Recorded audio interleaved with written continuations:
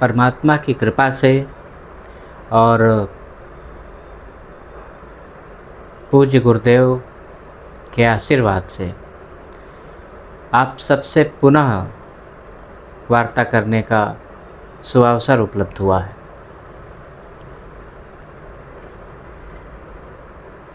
जब से मैं सत्यलोक की यात्रा करके आया हूँ, यद्यपि यह प्रथम बार, उसके उपरांत कुछ ऐसे प्रश्न मेरे मन में उपज रहे हैं और ऐसी प्रेरणा मन के भीतर हुई कि आप सभी से उस बारे में बात करनी चाहिए।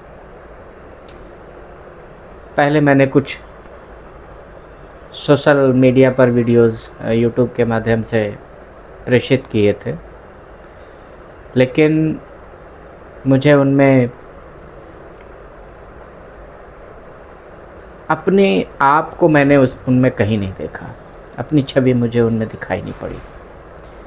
वह माध्यम बंद हो गया। शायद कहीं से प्रेरित, ऐसी जगहों से प्रेरित रहा हो जहाँ जिनमें मैं ही शामिल नहीं था। अब चूँकि मेरी सत्यलोक यात्रा से आने के बाद मुझे काफ़ी प्रेरणा और ऐसा महसूस होता है कि जो वहाँ से संकेत आते हैं मुझे वो करना चाहिए।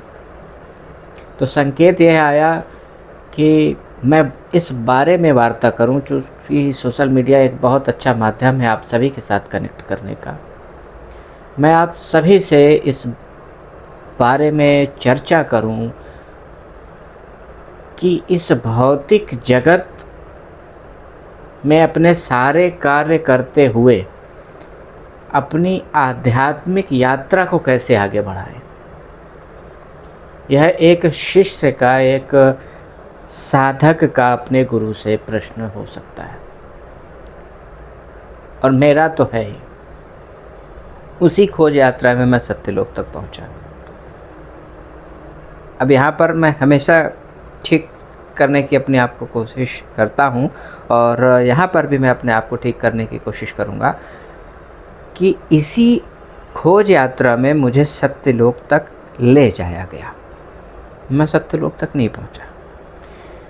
अदरवाइज़ कुछ एक 8 वर्षों से मैं बनारस की यात्रा कर रहा हूँ, और उसके पहले भी मैं कई बार बनारस आया, लेकिन मैं सत्यलोक तक नहीं पहुँचा।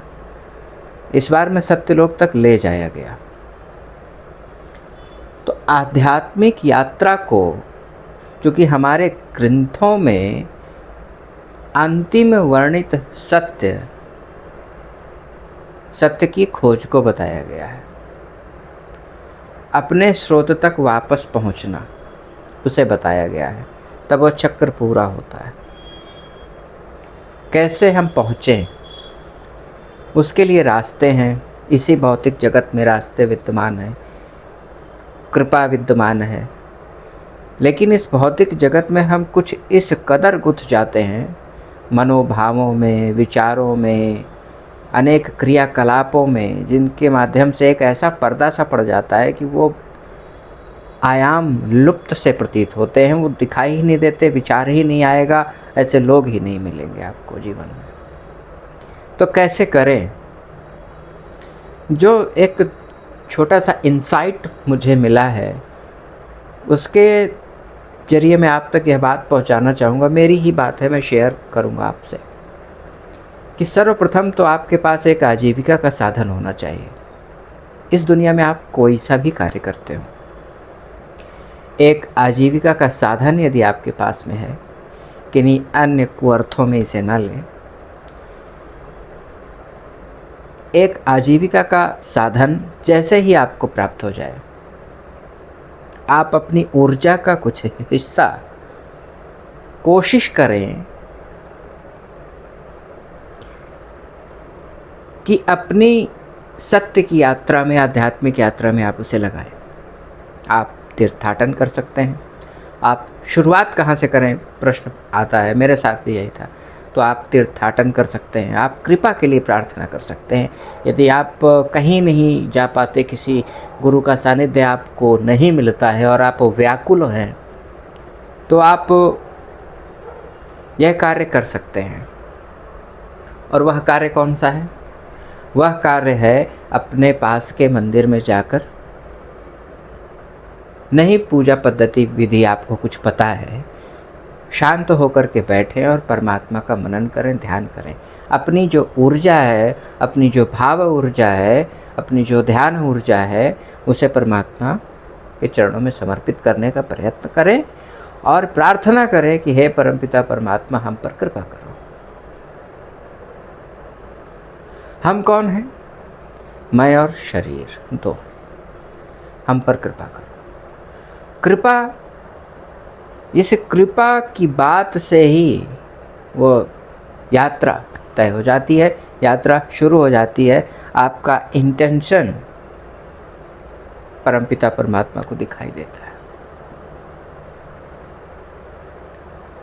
अंततः आप सारे चर्या, सारे जिम्मेदारियों को निपटाते हुए धीरे धीरे आप बढ़ सकते हैं।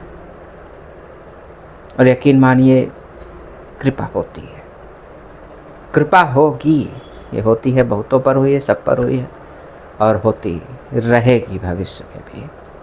क्योंकि परमात्मा को हमसे क्या चाहिए? कुछ भी नहीं।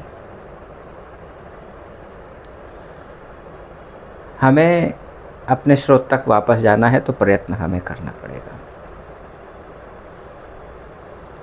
आप तीर्थाटन कर सकते हैं। छोटा सा उपाय मैंने आपके साथ शेयर किया कि आप पास के मंदिर में जाएं और कृपा के लिए प्रार्थना करें। अच्छी धार्मिक पुस्तकें पढ़ें। धार्मिक इन द सेंस, यदि मैं कहूँ तो जिनमें सत्य की खोज की बात की गई हो, आप उनका अध्ययन करें। उनमें जैसे जैसे आपको इंसाइट मिलेगा तो यकीन मानिए आपको क्लू मिलना शुरू हो जाएंगे। आप उनके नोट्स तैयार करिए। कहते हैं कि एक साधक को, एक शिष्य को होमवर्क बहुत अच्छा करना चाहिए ताकि कृपा बहुत अच्छे से हो सके। तो वो होमवर्क आप अपना बहुत अच्छे से करिए। आपको बहुत सारे क्लू मिलेंगे, बुक्स के नेम पता चलेंगे।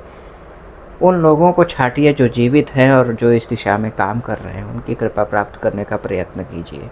उनके पीछे बिल्कुल भी मत पड़िए। जो आपके हिस्से का है वो आपको मिलेगा ही मिलेगा। उसके लिए आपको परेशान नहीं होना है, प्रयत्न अवश्य करना है। तो किसी को परेशान मत कीजिए, उनकी कृपा प्राप्त करने का प्रयत्न करिए। 1 बार जाइए, 10 बार जाइए, 100 बार जाइए। जैसी जैसी प्रेरणा भीतर से पैदा होती है आप जाइए, कीजिए। उसके उपरांत आपको इनसाइट से इनपुट्स मिलने शुरू हो जाएंगे, आपके सहयोगी मिलने शुरू हो जाएंगे। आपको यात्रा के भी सहयात्री होते हैं ना, जैसे कि आप ट्रेन में या कहीं पर भी आप अपनी यात्रा करते हैं तो आपके सहयात्री होते हैं। यद्यपि आप नहीं उन्हें चुनते हैं और वे भी आपको नहीं चुनते हैं, किंतु आप सहयात्री बनते हैं। क्योंकि अंतिम उद्देश्य क्या है? गंतव्य की यात्रा करना, और गंतव्य सबका एक होता है। तो इसी प्रकार आपके सहयात्री मिलेंगे, उनसे आप अनुभव बांटेंगे, उनसे सीख लेंगे और आपकी आध्यात्मिक यात्रा परमात्मा की कृपा से अंततः गंतव्य तक पहुंच जाए। मेरी तो यही शुभकामनाएं हैं। और आप सब भी मेरे लिए अपनी प्रार्थना अवश्य करें कि मेरी भी यह यात्रा अपने गंतव्य तक पहुँचे। सबका आशीर्वाद, सबकी कृपा मुझे मिले। आज के लिए इतना ही। हरि ओम तत्सत। हरि ओम तत्सत। हरि ओम तत्सत।